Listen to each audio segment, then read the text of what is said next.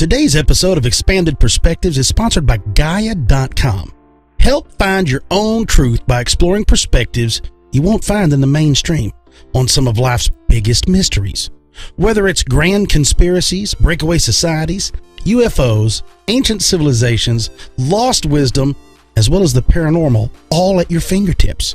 Stream videos anywhere from your living room or on the go with the Gaia app, available through the App Store or Google Play. You'll have access to over 7,000 titles, all available to you with a monthly plan for only $9.95 a month. If you sign up now, your first month is only 99 cents. There are multiple plans to choose from, including a 3-month plan and an annual plan. Gaia has one-of-a-kind shows like Truth Hunter, Buzzsaw, Cosmic Disclosure, Beyond Belief, Missing Links, Hidden Origins, and Deep Space, Unearthing Nazca, and False Flags. Gaia is available on your Android or iPhone, Roku, Apple TV, and Amazon Fire TV. If you enjoy expanding your perspective, then you'll enjoy Gaia.com. GAIA.com/expanded perspectives. All one word, GAIA.com/expanded perspectives.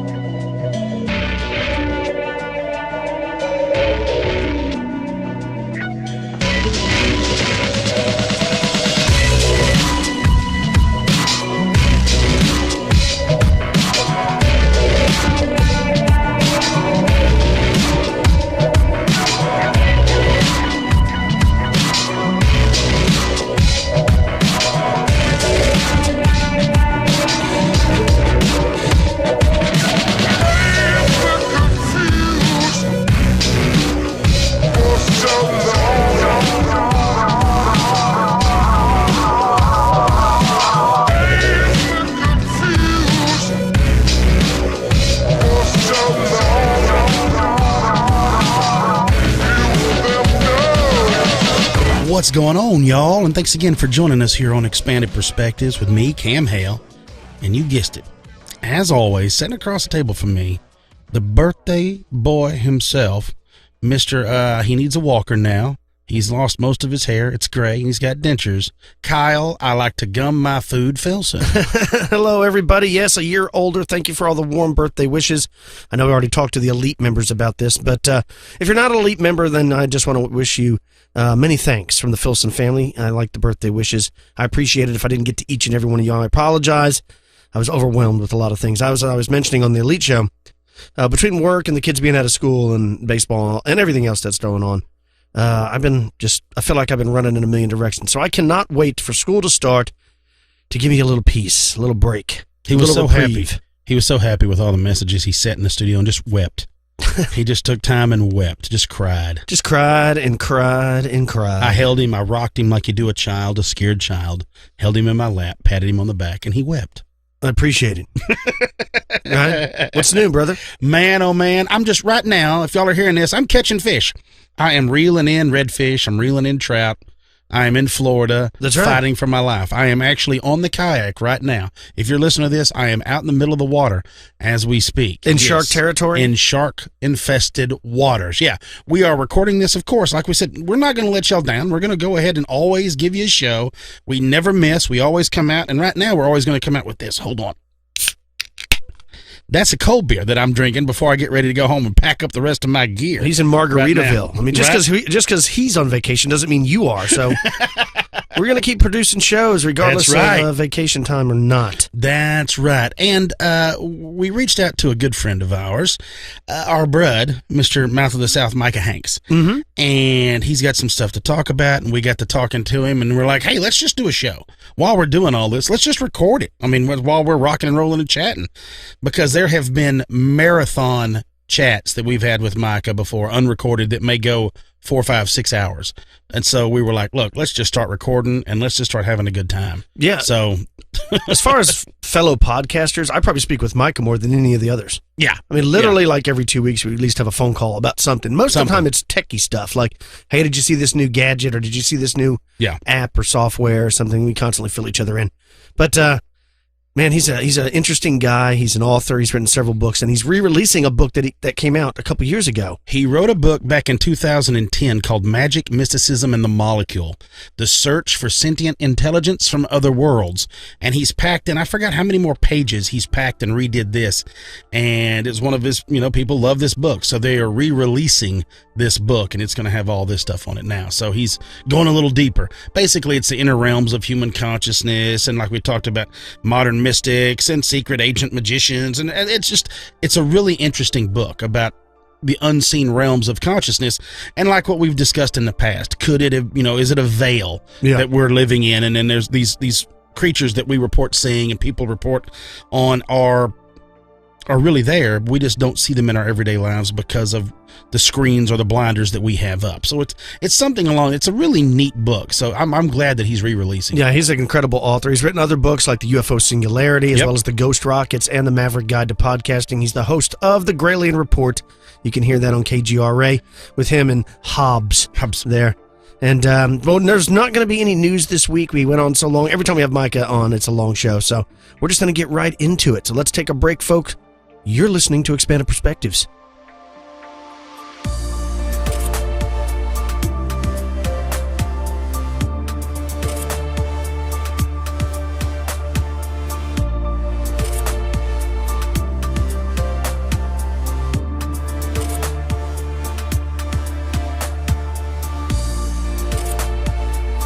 Cam, I'd like to talk to you for a moment about how fresh, high-quality ingredients can really make the difference. I'm listening. So it's very important to know where your food comes from.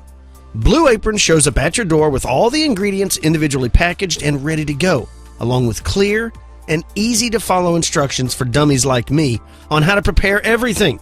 Blue Apron has established partnerships with over 150 local farms, fisheries, and ranches across the United States.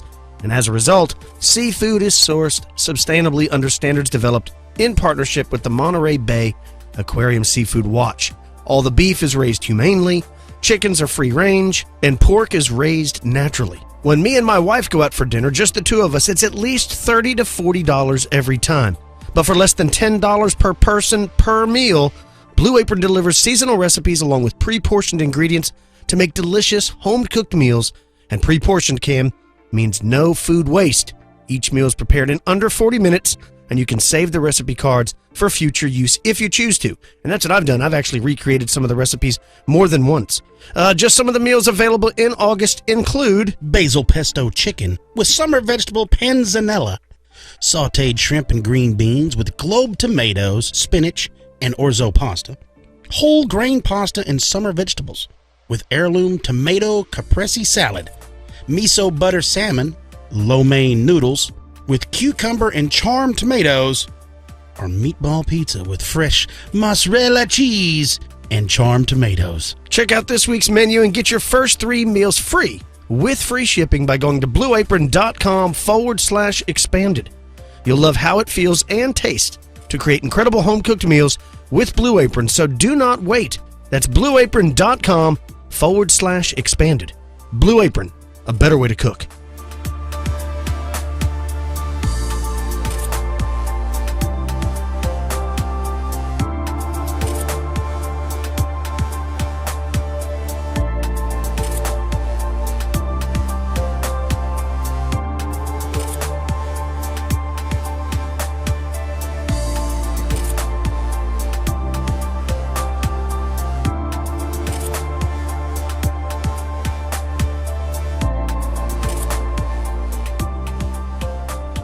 Folks, I don't know how to say this any other way. Sometimes, in this wild thing we call life, you bump into certain individuals and instantly you're like, that dude should have been family, or that old gal should have been family. This is somebody that you can bring into your circle and they don't miss a lick. There's no like slipping a gear. It's not like you got to work or anything. It's just like, boom, they pop in. You're like, man, it's about time. It's like an old soul that you used to know and all these other parallel universes just showed up beside you and y'all are picking right up where you left off. And the person I'm talking about is this joker that we got on the other line. And we're going to be discussing some ancient history. We're going to be discussing maybe the search for sentient intelligence. We're going to be discussing lots of things today, folks. We've got the mouth of the South himself, Mr. Micah Hanks. Micah, what's going on, mate? Man, I'm doing so fine, so well. If I were any finer, there would be two of me. So I'm doing really good. And the trifecta has reunited. So good to be back in the company of the two of you guys. How's everything down further south? Man, oh man. Well, actually, it started to dry out some. Everything's going great. We're going to have to get you back down here. It's been too long. Yeah. Man. We got to get you back down here. This time you need to come when it's cooler. The last few times you've come, it's been warm. This time you got to come back when it's cooler so we can actually go out and have some fun. Yeah, exactly. And, I was just telling Kyle that the other day on the phone, and it's funny because I go through phases where Kyle and I will be on the telephone, once a week, and then I'll be texting every other day with Cam. And so I've been going through the Cam phase the last couple of days. But last time I was talking to Kyle, well, I guess, yeah, that wasn't the black snake time. You remember the back? Yeah. That was almost as good as the boat times. Do you remember the boat times, Howard? Yeah, I remember the black snake. Like, we were literally talking about something, and he had to stop for a second because there was a black snake trying to get in his house. And so he caught the thing and then put it back in the woods. And then 5 minutes later, he calls me back, and we resume our conversation. And then he's like, oh, no, it's coming back again. So he hangs up with me and then proceeds to put it back in the woods. He calls me back. We start talking. And then it starts trying to come back again. And he's like, you know what I'm going to have to do? I'm going to have to put this thing in a pillowcase, and I know exactly where to take it. I'm going to put it in my car, and I'm going to drive down the road, and I'm going to release it down by this creek.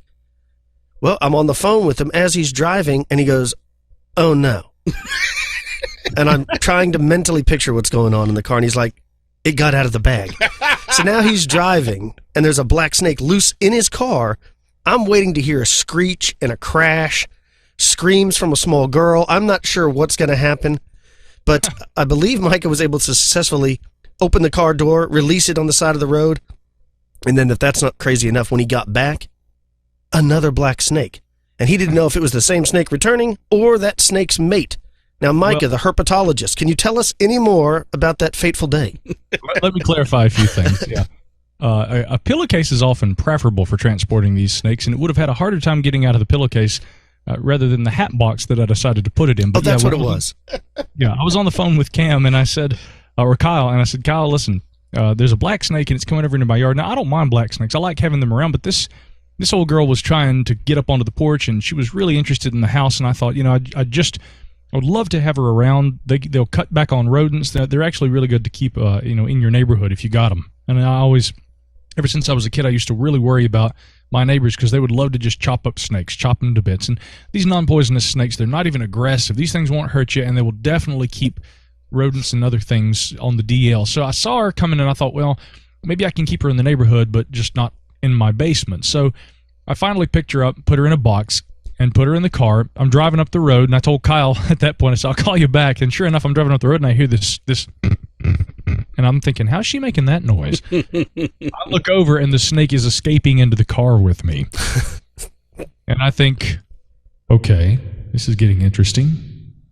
And so I just roll down the window, and we have this kind of a mind meld where the snake looks over at me, and I look at her, and I say, now look, I think we both know what we want here. And she says, I think we want the same thing. And then she goes right out the window. And so she's almost out, and I reach over, and I just ever so gently lift her derriere and help her the rest of the way.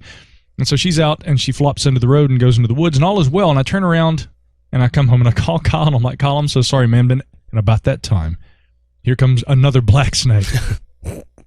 And so when I see the second one, I'm like, Kyle, I got to deal with this. Apparently it's a biblical plague or something going on up in Asheville.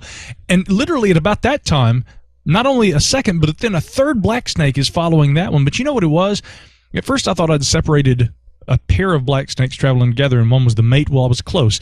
What it was it was the first, this is their season when they are mating, early spring like that, and the first one was a female. And what happened after that was there were a couple of males that were following her. And when I removed her, the two males were going all around my yard because they couldn't find her, and they could follow her scent. And I used the same little metal rod that I used to gently put her into the hat box, and I brought it over to the black snake number 2, I guess, and he followed the metal rod because he could smell her scent on it. So that's what was going on. I finally figured it out. I mean, it didn't take that much to figure it out, but I mean, at first, again, imagine my astonishment to see 3 black snakes just like they're just coming in droves from my house. I'm like, what is going on here? I really thought, I was about to get struck by lightning or locusts or something. We're going to start descending from the skies. I didn't know what to think. Well, when you're not practicing herpetology, you're a writer, an author, and you've been working on a book that you started many years ago. What year did the first edition come out of Magic, Mysticism, and the Molecule? Yeah, it was my first book, and the original edition, I guess, was published in 2010, but that book took a long time to write. I think it took me altogether about 2 years, and I took a short period of maybe 3 or 4 months off, and then got back into it, and then just kind of plowed through it and got the rest of it done. Arguably, it's the longest book that I've written, and as a matter of fact, the original edition that was published in 2010 was longer than the Complete Guide to Maverick Podcasting, which is, again, presently, I guess you might say, my longest book. The new edition, however, of Magic, Mysticism, and the Molecule, and I haven't said a whole lot about this. I haven't gone on any other shows, so you guys are the first show I've really gone on apart from my own where I've even mentioned this. And all the better, too, because you guys are my brothers. But the new edition, it's about 125 or 130 pages longer than the first edition. So there's a lot of new content, totally reformatted, revised, expanded, updated, edited again, and of course new cover artwork. So I mean, it's now, I think, more the book I wanted it to be. But what's neat is you go back and look at what you had to say 7 years ago, and I was in a lot of ways a different person. But I think the fundamentals of who I've become were definitely still there. Even a lot of my skeptical attitudes toward things was definitely still there. But I've kind of, without completely rewriting the book, I've kind of emphasized the necessity for good skepticism paired with an open-mindedness when approaching things scientifically, because that's one of the big issues I see, and the whole point of the whole book at the time I wrote it, and even more so now, is to drive home that point of, well, what are our altered states of consciousness? Can we learn things from them? Even if we understand the mechanism in terms of what physically causes them, does that unto itself explain what these things are, or is there an actual reason why they occur, and thereby a deeper meaning? And what I've come to find is really that modern science, and we do need to be scientific, and I do try to allow science to be what leads where I go with my research, but the problem I see is that modern science, rather than truly trying to explain these things in the kind of terms I'm talking about there, really understand, well, what does this experience mean, rather than, well, this is what causes it, there it goes. Nothing more to be said. I mean, if you're going to understand something, what is the reason for that experience? Is there such a thing as a reason? And are we really explaining the experience, or are we just explaining away and then dusting under the rug? Yeah, we've mentioned a similar thing on the show from time to time. When people, whether they're taking mushrooms or LSD or whatever's helping them reach this altered state, does it really matter if they are truly experiencing these things, or is it just that they're perceiving these experiences? Either way, the person walks away with the same result. To them, It seemed real. And so does it really matter if it really happened, or if it's just, I don't know if the word's imagined or hallucinated, but they walk away with the same effects? Throughout your research, what did you find? Well, first of all, Kyle, I really think that there is an imaginary component, and you can't deny that there's a hallucinatory component, especially when we're talking about the use of things like entheogens. This would essentially just mean a molecule or substance that is God-releasing. That's literally what entheogen means. And examples of entheogens, like you mentioned, would be psilocybin or magic mushrooms, dimethyltryptamine or DMT, which is fascinating to me because not only is it one of the strongest and most potent in terms of not only its actual strength, but the way that the hallucinations occur when under the influence of DMT. They're extremely vivid, often very colorful. One term that is often used to describe them is kaleidoscopic. There seems to be, and as I talk about in the book, a lot of continuity between people's experiences. People with DMT often describe entering kind of a almost what they would liken to be a medical environment. Some people, and there was one DEA-approved study that I know of that occurred in the 1990s that Dr. Rick Strassman carried out, where people who would undergo multiple situations with different well, I mean, it was typically in the same laboratory, but I mean they would actually be administered DMT on separate occasions throughout the course of the study, but they would return, they said, to a similar environment from experience to experience. And in at least a few cases, the people who were having these hallucinations said that under the influence of DMT, they would return to the same environment and re-engage with the same quote-unquote beings that they remembered from that experience. Now, it's quite obviously hallucinatory. It's quite obviously as a result of using DMT and injecting it into these patients, but the continuity between the experiences and their alleged interactions with beings, I don't know that we can say that they're engaging with fractal aliens on another dimensional plane. Some people do see it that way. But the things that I want to know are if DMT can cause this experience to happen, and this seems to mirror other aspects of fringe literature. For example, UFO or alien abductions are often compared with the DMT experience. And there are other kinds of mystical or ecstatic experiences that are compared to the DMT experience. That's one thing. You know, is there a continuity between varieties of experiences that people liken to having contact with non-human intelligence? Two, if that occurs and DMT is produced in the body, what function is it intended to have, and why does it have this effect on humans? Is it something that's integral to humanity? Is it something that at one time, perhaps in our evolutionary development, that played a more important role than it does today? So all of these things are the things we're trying to understand, and I don't think you have to approach this subject in the literalist interpretation of things. That's the problem. Many scientists and skeptics these days would look at a person who, for instance, reads the Bible and interprets it literally, and they would say that's just foolish. You don't understand the difference between folklore and whatnot. And yet if we try to talk about the DMT experience and say, look, guys, we know it's a hallucination, but, I mean, can we understand the deeper meaning behind this experience? There's almost this kind of reflexive literalism where they look at you and they say, so in other words, you actually think that these people are talking to aliens. That, let me just be clear, is not necessarily what this experience entails. That is one interpretation that some have put forth. What I want to try and understand is what causes altered states of consciousness. Now, I know it seems easy. You take drugs and you trip. But there are a variety of things in the book that I discussed that can cause an altered state of consciousness. Another one, for instance, that really fascinates me, guys, is called the OBE, out-of-body experience. This is a kind of an experience which many liken to being an altered state of consciousness, but this one's a little more complex. A recent study that appeared in Scientific American discussed this and suggested that OBEs are probably, again, a hallucination that is caused by an inner ear problem that some people have. People, 20% or so in a clinical study that had inner ear problems were more likely to experience OBE-type effects. But many people I've spoken to, this experience occurs under very explicit conditions, namely when they are either threatened, if they are in a high-stress situation, i.e., kidnapping, or they're being beaten, someone is, again, in a near-death kind of a situation, or someone actually has been pronounced clinically dead, either as a result of an accident or injury, or if they are in an operating situation, they're under the knife and they've undergone anesthesia and they're having a heart surgery. All these kinds of things, people, and I've had numerous descriptions told to me firsthand by friends, family, and people I've worked with, and people who've come to me as a result of this kind of work wanting to express their experiences. The OBE, to me, again, while modern science calls that a hallucination and that these people couldn't really be some part of themselves tangibly leaving the body and seeing themselves, that couldn't be, so it's obviously a hallucination. That's what science says. But again, the continuity between the descriptions of people who in these high-stress or life-threatening experiences leave their body and see themselves and see their environment, that is fascinating to me, and I think that we at least owe it to ourselves to ask, is there a component of human consciousness that can exist apart from the physical body that could explain the nuances of this OBE experience? So, I mean, all of these kinds of things, these are the kind of questions. It doesn't just have to do with drugs and hallucinogens by any means. And I find the subject fascinating, not just the fact that there's these other parallel dimensions that somehow people are able to tap into, but we know that throughout history, many cultures have been using these things, whether you're talking about the Amazon jungle, the shamans there experimenting, what is very popular now, ayahuasca. Another one I think is ibogaine. And there's research is showing that people who suffer from addiction to like cocaine or heroin or these bad drugs, if they go down and they sit with a shaman or something and they have a couple of trips on this ibogaine or ayahuasca, it helps them. It helps them get over their addiction. It helps them reflect on themselves, and it seems to positively impact their lives.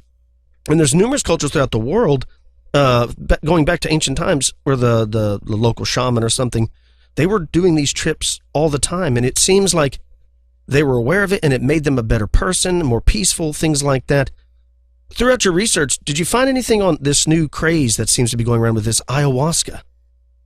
The ayahuasca is not really anything new. I mean, of course, culturally, it's been in use for God knows how long in South America. It was first discovered by missionaries in the 1950s.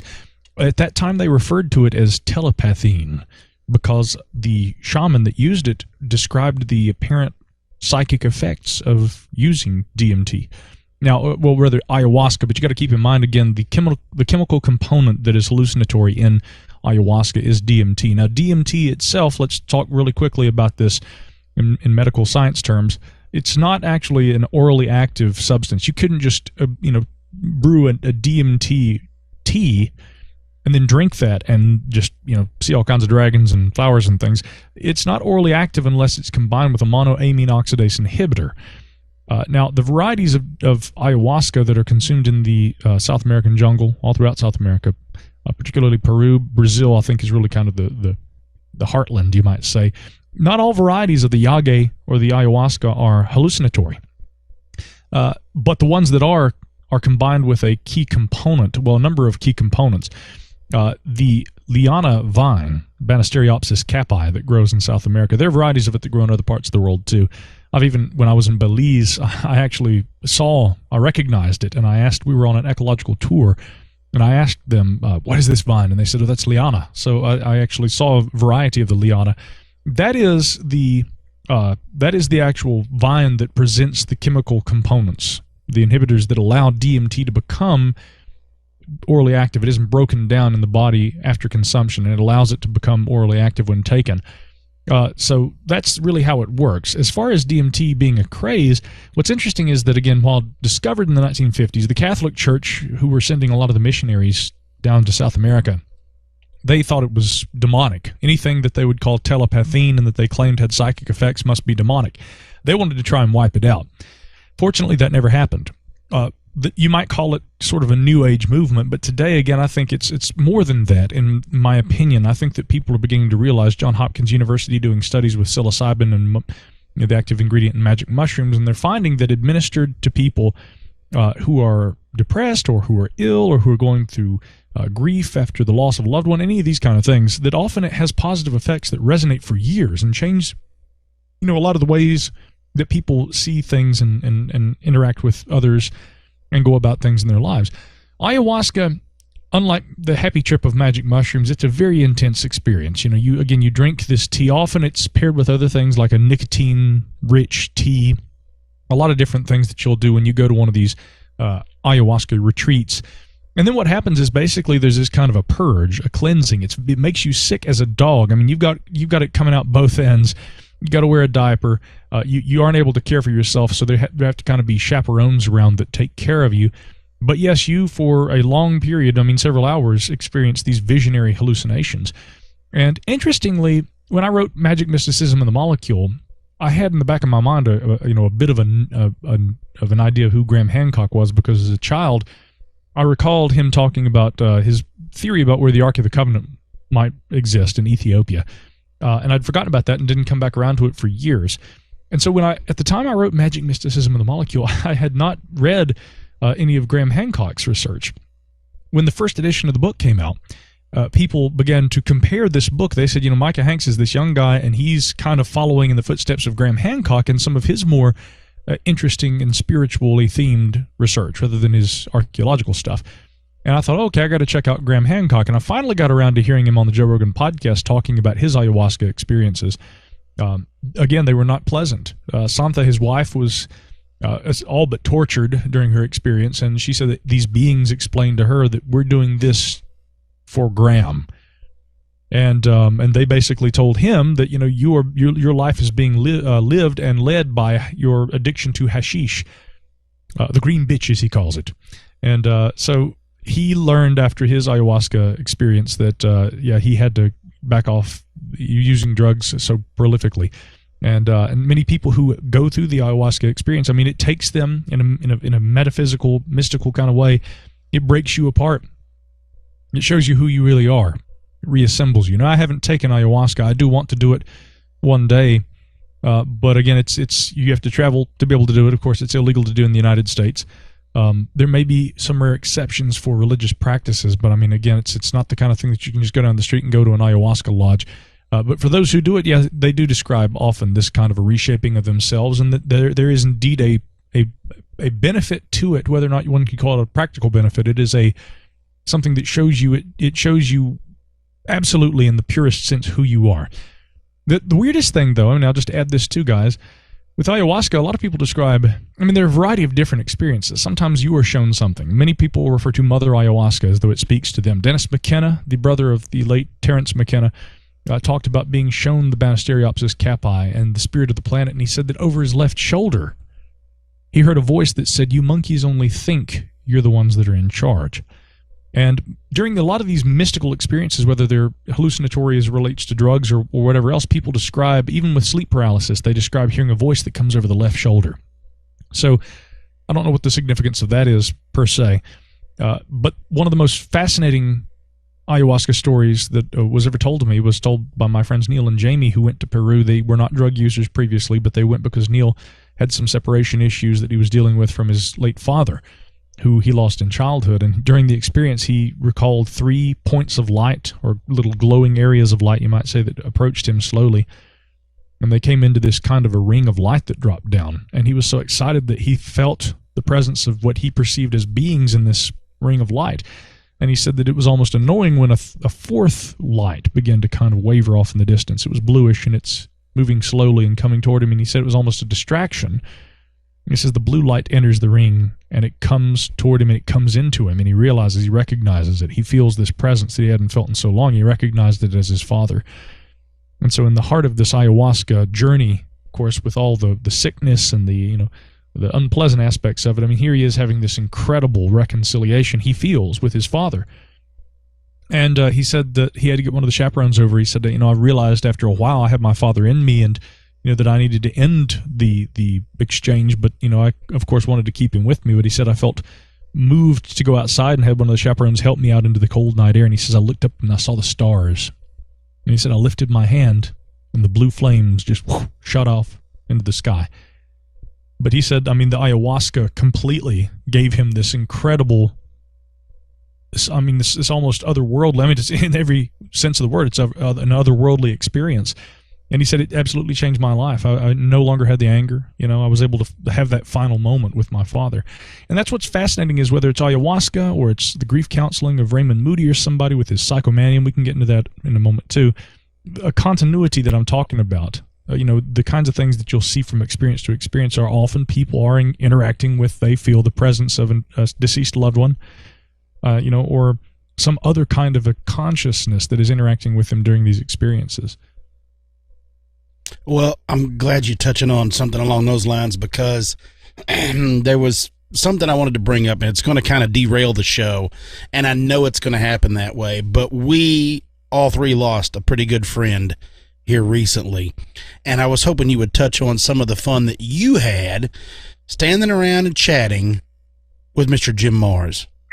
That doesn't derail the show, actually. I mean, what better to bring up is I'm talking about, our deceased loved ones. We were together and saw Jim right before, well, not right before he died, but I mean, we saw him last spring. Little did we know, the three of us, when we saw him in Eureka Springs, that would be the last time we saw him.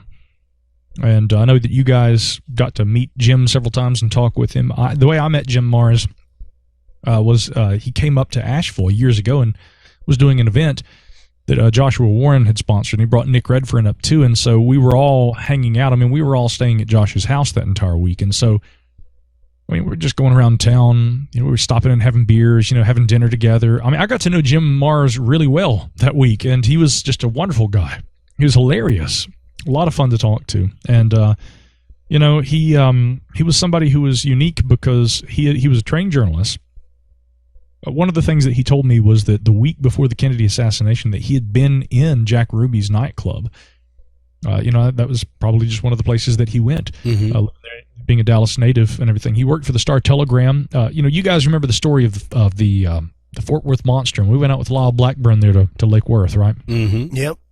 And this urban legend. And for anybody out there in the listening audience who isn't familiar with the Lake Worth Monster, if you listen to the Expanded Perspectives, I'm sure you probably do know about it. But if you go look in the Star Telegram's archives and you dig up that first newspaper article ever written about the alleged creature, the author was none other than Jim Mars. He is a young journalist, probably in his 20s at that point. I mean, he wrote that first article. So Jim's even a more integral part, I think, to the history of the unusual than people realize. Another interesting thing about him is, although most people these days are castigated for having an interest in conspiracies or the unexplained, he actually taught college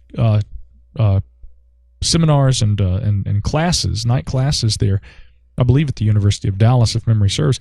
He actually taught college courses on the Kennedy assassination, as well as UFOs and the history of UFOs.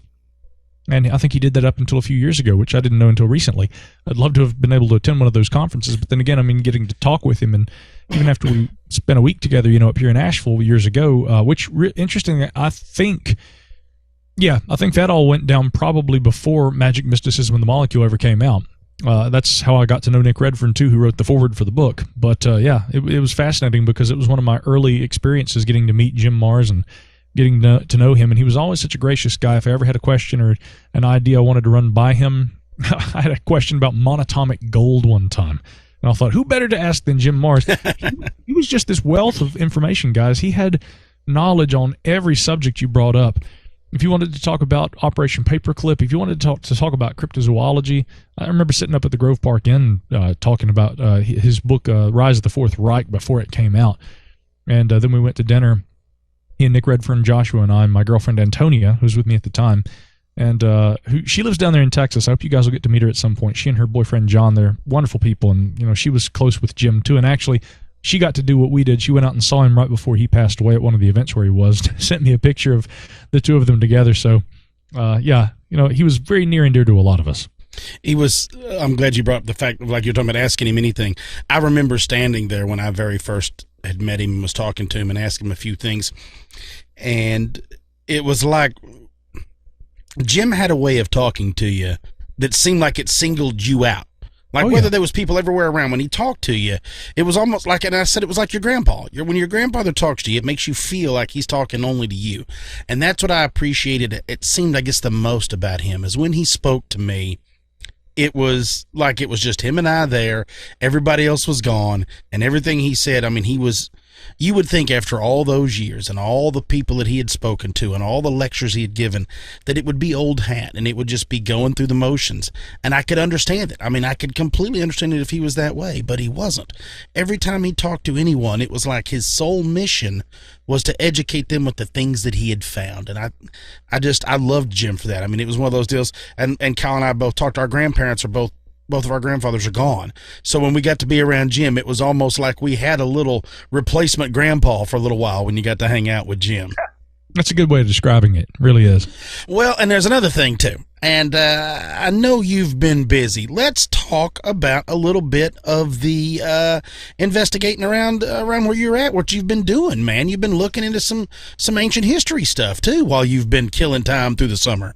Well, it's like what we said about Jim Mars. A lot of people who are involved in this field, they have multiple interests. And I'm very much like that. I'm not somebody who has just one thing that I do. I mean, again, it's kind of funny because these days people probably associate me with UFOs more than anything. My first book, which I'm happy that this new edition is coming out because maybe it will kind of reintroduce a new audience and a new, you got to keep in mind it's coming up on a decade since I started writing the first edition, so it's been almost 10 years. But maybe a new audience will be introduced to that first piece of work that I did with this newer, revised edition of it, which deals with these altered states of consciousness and these mystical experiences, something innate to humankind. It's interesting because lately, as you have alluded, I'm getting into archaeology, and I find that these two subjects complement each other extremely well.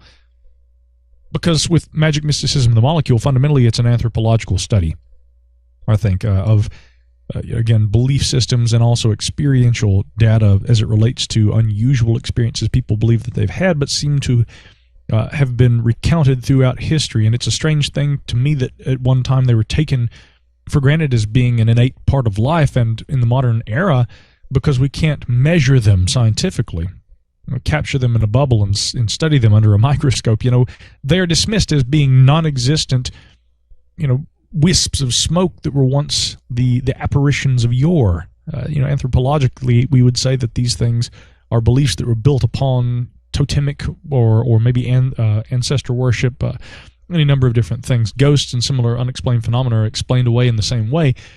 I argue that while indeed in many cases modern science does show us that a lot of the things we have believed in the past were beliefs that were believed for the sake of belief alone, and that were based in superstition rather than any kind of empirical evidence. But that may not be the case in all instances. We don't have the demon Pazuzu that brings the crops, or that brings the floods which allow the crops, and things like what once was believed in the ancient past.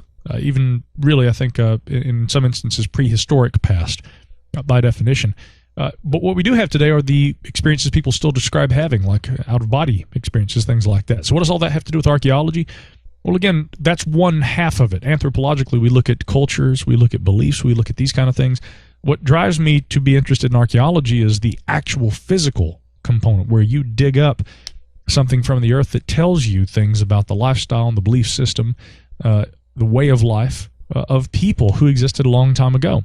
And, I got to, right off the bat, I remember Graham Hancock, and he was at the famous debate with Ayahuasca a couple of years ago. You guys remember this? Mm-hmm. Yeah. And Ayahuasca storms out of the room because he didn't want to have the debate and everything. And Hancock says, "For God's sake, we can't have the debate without Bivol. Bivol's a part of all this, And so I've got to say, the entire discussion here has to do with a friend of mine, Jason Pentrail. And it's very much one of this part of the discussion, I have to bring him up. I can't have this discussion without mentioning Pentrail. He would be the Bivol to my Hancock in that sense, because he and I met. He was a listener of my Gralien Report podcast, and he randomly messaged me, and he and actually Dakota Waddell and Caleb and I were playing a show with our bluegrass band down in Charleston, South Carolina, where Jason Pentrail resided at the time. And he said, I'd love to be tour guide for a couple of hours. And so we're like, okay, sure, whatever, And but the minute I called him, I thought, I could tell this is going to be a cool guy. Boy, he wasn't just cool. He immediately takes us to an Irish pub, so we're all having Guinness. So I'm happy as a clam. But when he removed from his pocket the beautiful, almost obsidian black fossil megalodon shark tooth that was about the size of the palm of your hand, and he said, "And this, Micah, is for you." And he says, "And soon I'm going to send one to you too, Dakota. I'm going to get you guys one." But that was such a gracious gift. I mean, I've never been at a bar with somebody I just met who, as a gift, brings me a megalodon shark tooth. And that's Jason Pentrail. He's one of the most conscientious, kind people, but he's also an educator. He reminds me in some ways, actually, of Robert Schoch, in the sense that when he's talking, you can tell he's used to teaching people. And he's done a lot of teaching with me. He's taught me a lot. We get out and we'll work the creeks together. I found a huge megalodon shark tooth the other day in a creek with Jason right there. And it was funny because Tiffany Mack, you guys, our dear friend Tiffany, she texts me as we're going into the creek, and she says, "Oh my God, you're in the creek right now? Okay, FaceTime me. I want to see what's going on." And so Lady Luck is right there with me on FaceTime, and I'm down in the creek. And it was incredible because I've only been out in the creek a few times with Jason, but he's trained me. And this, by the way, isn't the archaeological stuff. This is paleontological, okay? So let's get nomenclature out of the way. This is the paleontological side of it. But we're down in this creek, Jason and James Waldo, our geologist friend, and I, and Tiffany's there on FaceTime with me on my phone, and I'm like, "Okay, Tiffany, I'm going to show you what we're doing." And I swear, with her on the phone there, I start finding the shark teeth everywhere. And it was so cool because I'm able to show her, even though she's not able to be there. I'm like, "Tiffany, look, watch. You see where my finger is?" And I put my finger down into the water. I'm like, "Okay, now watch." And I'll pull up this shark tooth. And she was getting so excited and so happy to see these things. And even Jason was like, "Wow." But he's really helped me learn to, just like anything. It's like, if you're out in the field, you develop a game eye. Or if you're learning to appreciate art, and you start spotting the nuances of the brush strokes and the texture of the paint as well as the image itself. Like anything, you have to develop that skill, but you start learning what to see. And when you're out there in the creek and you're looking for these paleontological wonders, these fossil shark teeth or whale vertebra, you never know what's going to turn up. I mean, we found a portion of the inner ear bone of a whale. I did. Gosh, I mean, Jason helped find an entire fossil whale on one occasion that was gifted to the University of South Carolina. You just never know what you're going to find, but right before you find it, I noticed that there's this talk about altered states of consciousness, this moment where you just lock in, and I feel a certain kind of, you can feel a distinct shift, guys. And I'll be down in the creek, and I'll be looking, and I'm like, okay, now I feel it. And the mosquitoes are really bad. There's leeches swimming around trying to, bite you, so you want to wear, knee-high boots at least. I'm standing there with bug spray all over me, but I'm also smoking a little cigar because that smoke, you guys know, you guys are fishermen. That cigar will really help keep those bugs away. Mm-hmm. Yep. I'm crouched down in the creek, but there's this moment where you kind of let go and you feel yourself zone in, and then you'll find something. Always happens, and it's incredible. And as I'm getting more adept at it, I talked with Jason about it, and he said, yeah, I've had a lot of people describe that, and I know what you're talking about. And I can only say it's like an altered state of consciousness where you feel all of a sudden something shifts, and then you're like, okay, and now I would liken it to this, guys. It's like, imagine if there's water. I mean, you can't see what's in the water, but you put your face through the water, and all of a sudden you can see everything. I mean, it feels like that, where there's this distinct kind of change, and then you're able to see things. It's fascinating. I don't know exactly what mechanism of the brain that is I'm describing, but again, it's fascinating, and it's all a part of this. But what we're really interested in with the archaeology is, again, Paleo-Indian archaeology. We're talking about native people here in North America, and also, of course, South America. That always seems to be left out of the equation in most of the literature, but I'm fascinated especially by South American sites, Puerto Fiorada, Monteverde, and some of the others. But our interest in Paleo-Indian cultures has to do with, again, a lot of things. First of all, I'm just fascinated with the lithic technologies. This, of course, involves what were once called arrowheads, but these things actually predate bows and arrows. They would have been spear points in the ancient past, and the period we're talking about is maybe, 10 to 11,000 years ago, but as far back as 14, 15,000 years ago. That 13,000 year mark really is kind of the sweet spot.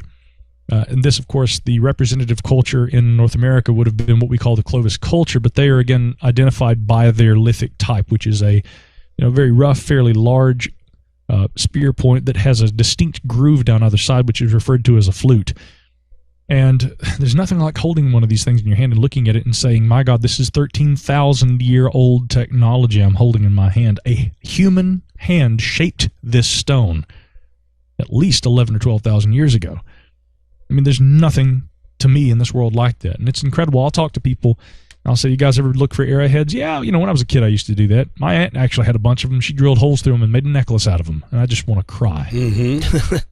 And people are taking thousands of years of lithic to these items, guys, represented the technological revolution of prehistory in North America. And honestly, although the proper terminology when we're talking about a dark continent, this would be in reference typically to Africa, archaeologically speaking, but I would actually move that North America in a lot of ways is a dark continent because there is so much of the history of North America that we don't know. And to illustrate how little we know, I mean, again, this marvelous debate, Kyle, I know you were watching it. Cam, did you see it with Michael Shermer, with Randall Carlson, Graham Hancock, yes. and Joe Rogan? Yes. Yeah, I remember that. Now, I know Randall Carlson quite well, and have attended a couple of his private seminars at a location here in this region. He and I have gotten to know each other very well. I've met Graham Hancock on one occasion and spoken with him a good bit. So he knows at least who I am. I've never met Michael Shermer, but amazingly, here's the skeptic guy who's supposed to be representing conventional science, and he didn't seem to know anything about pre-Clovis in America, whereas in the archaeological community, I mean, the idea of Clovis first, that Clovis were the first people that came across the land bridge or however they got here, because that's also in dispute, that's been out the window for forever. And, again, this is something that Jason Pentrail, with some of our mutual research, he's been really digging into the migrations. Who came to this continent? Where did they come from? How did they get here? I think Jason and I both lean toward, not that the Beringia or the Beringian bridge concept is outmoded or impossible, but that is, in addition to other entry methods, one way that people got here. And if anything, it seems like the evidence shows that the Clovis culture probably came from the south and up rather than across and down. And these ancient people did, instead of just using land bridges and coming between the ice sheets at a specific time, in likelihood these people used watercraft and bounced along the shores. And so there's a lot that we're seeing, and during that debate, Michael Shermer didn't seem to be very aware of all this. He referred to Monte Verde in Chile repeatedly as Mesa Verde. He's confusing that with the site out west here in North America. It's really sad because even people who are extremely educated don't really seem to know, they don't seem to really understand that emerging archaeological evidence shows that people have been here in North America much longer than we thought. And there are disputed sites, like if we go to Huayatlaco in Texas, or I'm sorry, in Mexico, Huayatlaco, by some judgments, and this is based on radiocarbon dating, I mean, has been dated to 250,000 years ago, but that is very unlikely. That probably has to do with erosion, fluvial plains, floods, and things like that have contaminated soil strata. But at least on the low end, there's reliable evidence that shows that Huayatlaco was probably in nearby areas were inhabited at least 20,000 years ago on the lower side. So again, that's much earlier than that 13,000-year period, and we're finding that, of course, again, people have been here, even if it's just as little as 20,000 years, much longer than we thought. Then you add to that this discovery out there in California from earlier this year, the Cerruti Mastodon site, where they're saying there's good evidence, not just radiocarbon dating, but also distinctive human man-made marks on stone and tools and things and on bone from this site, and that both the stratigraphy and also the radiocarbon dating and other elements of this site determine a 130,000-year antiquity, which goes so far back, some are saying these could be Neanderthals that were here in North America. Now, that is extremely controversial. Much of the archaeological community will hear nothing of that. But, friends of Jason's and mine, namely Dr. Albert Goodyear down in South Carolina, he has said, and actually was interviewed by MSNBC about this, saying it seems like there's some good science to this. So, again, I think the long story short is that we're learning that there's a lot more to North America than we once thought that there was. And even though this is good science, and there's good science that supports this, I'm amazed at how many people who call themselves scientists don't seem to be really hip to this idea yet. So we're learning that North America is effectively a dark continent, and that we're learning things about it that we never knew and never thought possible. Fascinating. I believe wasn't there a site that just came to light again in Oklahoma that was originally discovered in the 1960s? Yeah, you sent a link to me about that. And yeah, again, there was a gravel pit at that site in question. And again, we're talking about kind of generalities right now, but at some point, Jason Pentrill and I will have to come on together and really dig into some of this stuff. I think, he and I'll have some projects and things, and it'll really be a conversation that we can really dig into. But the site you're talking about out there in Oklahoma was a gravel pit, and again, there was what appeared to be evidence of an antiquity that went back several thousands of years like that. I mean, thousands of years before the Clovis. I think, though, the problem was that at the time that the site was first discovered, there was still some dispute. You got to keep in mind, again, it was once believed that Ice Age man didn't exist in the Americas. Elias Herdlicka, who was one of the primary anthropologists with the National Museum of Science, the Smithsonian, basically what it became, he absolutely wouldn't hear of Ice Age man in the Americas. And it wasn't until the discoveries at Folsom, New Mexico, that people began to say, oh, okay, wow, okay, well, now we have actual evidence of this. A flood washes through that area back in the early part of the last century. And then a black cowboy named George Majunkin is riding along Wild Horse Arroyo, and he sees something sticking out of the side of the bank. He goes over to investigate, and just so happens that he was not only a trained cowboy, but also he was a part-time musician. He had all these really great talents, and Majunkin just happened to have an interest in archaeology and paleontology. He couldn't identify these whitewashed bones. Took him around for years trying to get somebody to pay attention to it, and he finally passed away. But there was a guy who worked at a paint shop over there in town that Majunkin would go and talk with, who remembered what the black cowboy had always talked about seeing out there at Wild Horse Arroyo. And he takes a group of people, including a priest out there, an archaeological team. They go out there, they excavate, and they don't just find the bones, but they find these beautiful little quote-unquote arrowheads right there in situ alongside those bones. And what we find is right there on the side of the hill where it eroded out in the arroyo, there's a perfect stratigraphic sequence. What that means is that we see the layers of soil that are indicative of the periods, the geological age of the site. And that was the first way that we were able to understand the antiquity of these locations. And sure enough, George Majunkin had proven that there was evidence of Ice Age man in the Americas, the first guy to have found it. And it wasn't long after that that another site right in that same region near Clovis, New Mexico, was determined. A young man named James Ridgely Whiteman, who also was of Native American heritage. He had been for a long time written out of the history books, much like George Majunkin. But he had been the original discoverer of what he called warheads down there that he had found alongside extinct, what he believed were some sort of a mammoth bone. It took years to get attention from the scientific community, but when they finally got down there, they not only said, well, these are definitely Ice Age man, but they were from an earlier period than the Folsom culture. The Clovis were something distinct. And lo and behold, it turns out that William Clark, who had been dispatched to Big Bone Lick, Kentucky, even before all that, Thomas Jefferson had sent him out there to find evidence of extinct monsters and things, and they'd heard about a lot of these fossils there at Big Bone Lick, and hence the name. But he also found in situ with the mammoth remains there in the swamps, he found these fluted lithics. And lo and behold, it was several decades before we recognized, oh, you know what? Thomas Jefferson sent William Clark out there of Lewis and Clark fame. He found Clovis points. We just didn't know what they were.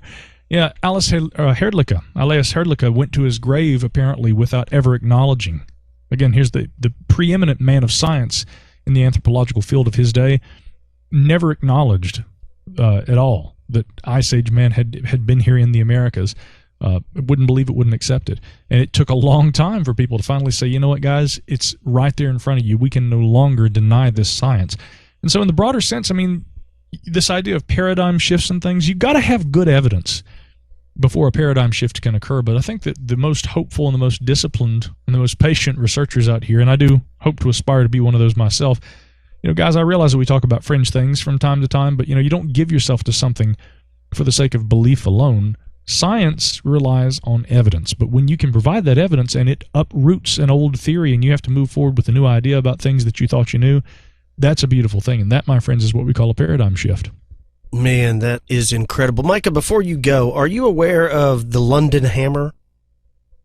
The London, Texas hammer? Yeah, you heard about that? Yeah, absolutely. Pretty cool. What is your thoughts on that? I mean, this is what appears to be modern day like sledgehammer that was discovered like in 1936, I believe, near London, Texas. But it's stuck in this concretion of, I don't know what type of rock it is, but they think that at least they know that the rock that it's encased in is like 400 million years old. Well, actually, no. What's interesting is you used the money term right there. You said concretion. Now, while if it were indeed stone that formed geologically like other, for instance, large granite slabs or something like that, mm-hmm. Yeah, it might be that old. A concretion can actually form very quickly around. As a matter of fact, I've talked with a lot of collectors and people they'll say that. And Jason Pintrill and I brought this subject up with him, and he was talking about this too. He said that he had spoken to a lot of people, Jason Pintrill, that will go out into a creek and they'll see what looks like a kind of a corrosive, stony material that's built around old knives, spark plugs, all kinds of things like that. There was a famous artifact that was pulled up a number of years ago. It was for a long time referred to as the Coso artifact. It appeared to be a modern spark plug, but it was within a geode. Again, at the time, before we understood this process of concretion, geologically speaking, we looked at this and we thought, my gosh, are these evidence of a pre-existing or an earlier ancient advanced civilization? But in truth, again, there have been plenty of things that have been found that are of obvious modern origin, modern being the last couple of hundred years, that appear to be cased in stone, and that is indeed what happens when a concretion like that occurs. I can certainly tell you that the London hammer is no out-of-place artifact from an ancient period. It is indeed a modern artifact. The concretion is recent, and I'll tell you why. Because if the hammer itself, even if it had been from an earlier period, the wood would have rotted away over 400,000 years. The wood was still intact on the hammer from which it was, with the concretion when it was pulled from that river. The wood wouldn't have lasted that long, guys. The wood was not fossilized either. So that was a recent hammer. It was a concretion. It wasn't 400,000 years old. I hate to burst people's bubbles, but again, that's the whole point. If we want to be able to make a credible argument, we got to understand the science and how things actually happen rather than what they appear to be. Yeah, I haven't seen it in person. I was told that the handle itself was petrified. But like I said, I know it's in a museum not too far. It's in Glen Rose, Texas, actually, which is only about 37 miles from here, Skeleton Studios. I need to go down there and check it out, but it's at some creationism museum, and I've just never stopped by there. Yeah, absolutely. Well, I'd actually like to get up to Kentucky. That's a whole other story maybe that we'll have to save for another time. But I'll tell you, Jason Pintrill and I, we have had our run-ins with creationists. I won't say anything more about that right now. But again, it's incredible some of the things that people believe in. In relation to the London hammer, I will definitely say that the London hammer is something that, again, people who want to try and use that rather than, well, what is it, and let's understand the science, they look at what it appears to be and they try to use that to bolster an illogical or pseudoscientific argument, which sadly, and my father's a minister, so I'm not trying to disenfranchise people who are of religious faith. I mean, I believe in a God, but I also believe that the earth is older than, for instance, 7,500 years old or so. And I don't think that you have to be either a person of science or a person of faith. The two can be complementary. There's a great book my dad always talked about, which is written by Paul Davies, and I believe that's called God and the New Physics. Again, you read books like that and you'll find that actually theology and science and philosophy can be entirely complementary. Martin Gardner pronounced, and one of the most vocal skeptics of his era, always maintained belief in a creator. And to each his own. Some people don't, and if you don't, that's fine. All the better to you. If you do, that's good, and you know what you believe based on, your experience in your life and the way that you see things. But I mean, again, I'm not going to tell people what to believe. I'm just going to say there's a difference between evidence and evidence-based thinking and then belief for the sake of belief alone. And when you go so far as to create an argument about something that is wrong to substantiate an equally wrong belief, that's a problem. Yeah, well said. Well, what do you got coming up in the future? I hope to be getting down to Texas to visit my bruds. Yeah, there you go. I know you got a cruise coming up. Yeah, we're going to be doing the Ancient Mysteries cruise, where I'll be talking about some of this kind of stuff. And again, I'm going to feel like a fish out of water without Jason Pentrail there to be able to, fill in the gaps. Again, he's the real brain when it comes to, he's just spent a life studying archaeology. And although I've studied a lot of archaeology and even more so history and things, I think, his technical knowledge of the archaeological side of things and my historical approach, it's very complementary. So somehow I'll survive and I'll give that lecture without him. And then the Mysteries Cruise is the other cruise that's going to be happening in November. Really excited about that one because Matt Oakley, my co-host of the Gralien Report, is going to be joining us on the high seas, and really going to be a great time. But as a matter of fact, this week I'm leaving on Thursday to head up to Nova Scotia for the Paracon that's going to be there in Liverpool, and I'm going to be talking about this new edition of Magic, Mysticism, and the Molecule. So you heard it here first, folks, and then the folks in Canada are going to be the next round. Yeah, well, tell everybody about your podcast and how to get a hold of you if they want to send you a message or something. Yeah, absolutely, yeah. Gralien Report is the podcast, and again, Matt and I are the hosts of that show. We've been doing that off and on. Well, I've been doing it nonstop for, coming up on 8 years now. Man.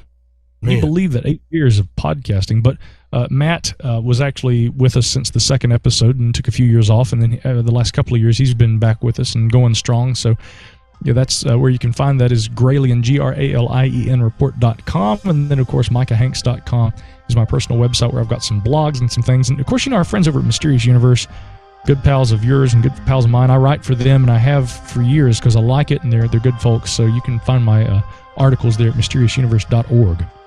Excellent. Well, thanks so much, Micah, for coming on. It's been far too long since we've had you on, and definitely far too long since you've been down here in studio. Yeah, most definitely, but we're going to correct that, so I'll be seeing you guys soon. All right, man. Have a safe trip to Nova Scotia. Thanks, my bruds. Peace.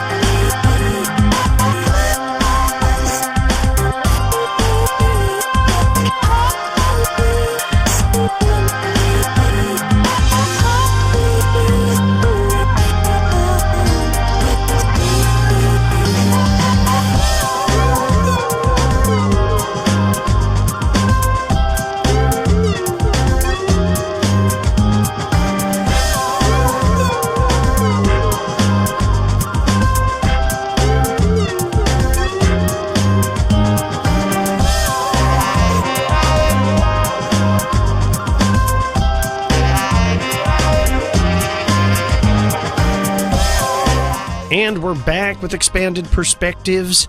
I hope you enjoyed that interview with Micah Hanks. I did. I love to think about these trips, these ayahuasca or these mushroom trips. There was evidence of these mushroom cults back in the day, and I find that stuff fascinating. I personally I would like to try ayahuasca, I think. I don't know if I would try it in the middle of the South American jungle, though. Oh, yeah, you will. Like maybe if I was in Arizona or something like that, I can handle the rattlesnakes I can handle what's the Gila monsters. I can handle roadrunners, tumbleweeds stuff. I don't know about the jungle, man. It's kind of a creepy place without taking any mind-altering drugs or chemicals, like with the bullet ants and the centipedes that are 3 feet long and the anacondas and you'll do it when you get down here. You'll do leopards and stuff. I don't know. But I don't know. I've experimented with mushrooms and things like that in the past when I was much younger. Yeah. Much younger. Last year before his birthday. And, so I know exactly what he's talking about when he's referring to these alternative worlds, these things you see. I think anybody who's tried anything mind-altering like that, you're a firm believer that we're not really sure what's going to happen to you when you die, but something's going on. What I think is such a tragedy is things like DMT are illegal, but your body produces it. That's like saying blood is illegal or, urine is illegal. Yeah. Your body produces DMT. So how can you make that illegal? I think, what's his name? The singer is always pointing that out. My mind just went blank. Come on, Sturgill? Yeah, Sturgill Simpson. He's always talking about it in his lyrics and stuff. What do you think about the mushroom cults and the ayahuasca and the sentient beings and the people that have contact with them? It explains, if you go down that path, I still believe it explains a lot. I believe that if it's one of those things, I myself have dabbled in psychedelics. One of the entheogens, where I've dabbled in things along those lines. It's not something you should dabble in, especially at a younger age, and we've talked about it before. Don't, No. Yeah, I wouldn't suggest doing it as a young man, but I think it actually is a very helpful thing on many, many different levels. But yeah, I believe it does explain a lot of stuff. It's one of those deals that our consciousness, it's like you and I have discussed, you only have a handful of senses. So for us to be able to see certain things, we don't see in all the color spectrum. We don't have the same sense of smell that dogs have. We don't have the things that other animals have. So they're seeing things we can't see. We're seeing and understanding things the way they can't see. Everybody's different. There's people who wear glasses. Other people don't wear glasses. So obviously you're already experiencing life differently. Well, why couldn't there be other things that our senses aren't picking up? So I believe that there could be something like that about it. I like the idea of it, at least. Yeah. I mean, we know that throughout history, all these ancient cultures, they all were experimenting with this stuff. There was a local shaman in every village, and sometimes it was a rite of passage you had to do, with some kind of ceremony. I think that they knew that it was helpful. Like anything, if you abuse it, no, it can be terrible. Yeah. But if done right, I think you could, whether meditation and practicing yoga, hot yoga, and a little bit of psychedelics every once in a while, I think is probably healthy.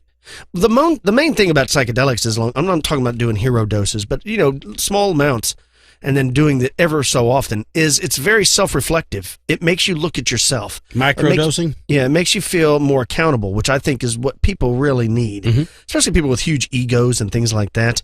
Kind of puts you in check. When you start seeing those things, you start realizing that you are a small, insignificant speck in a large spectrum. And I think we lose sight of that sometimes. The pale blue dot. Especially Carl Sagan. Yeah, he experimented with that stuff. Yes, he did. We live in a society where we have a smartphone and you're wondering what's on sale at the Gap and the Banana Republic. And yet we still complain. You kind of lose focus of where you stand as a being in the universe. Yeah. And I think things like that will help you remind you about that. So, excellent author, excellent book. I suggest you pick it up, Mr. Micah Hanks. I also think you should check out his show. I'm sure that most people listening to our voices right now are aware of the Grayland Report. Yes.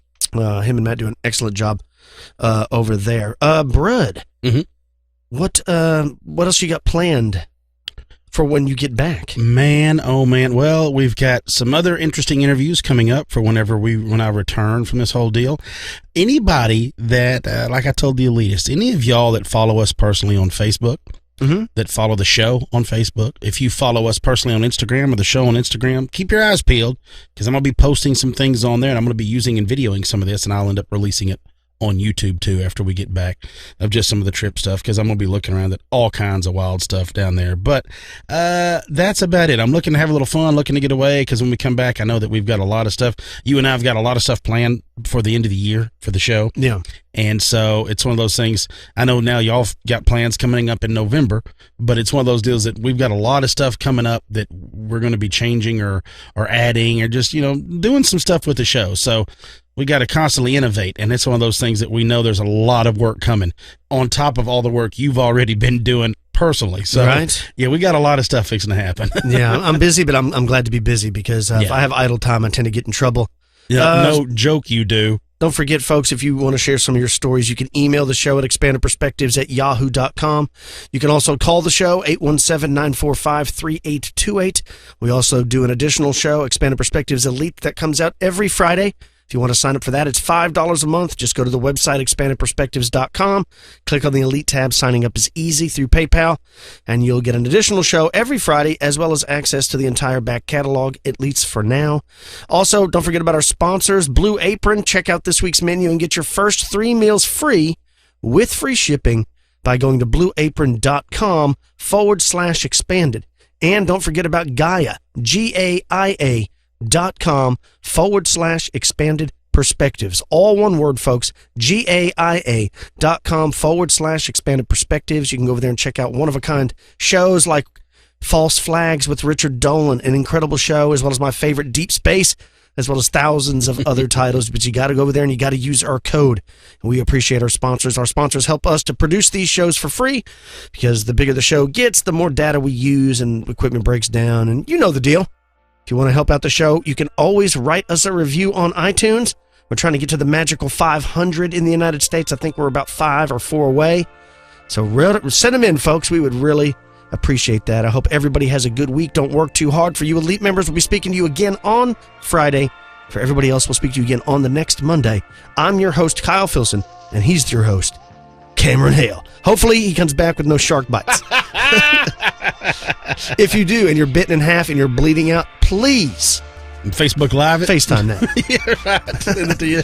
I'm not going to make it. All right, folks. Take care. Peace, y'all.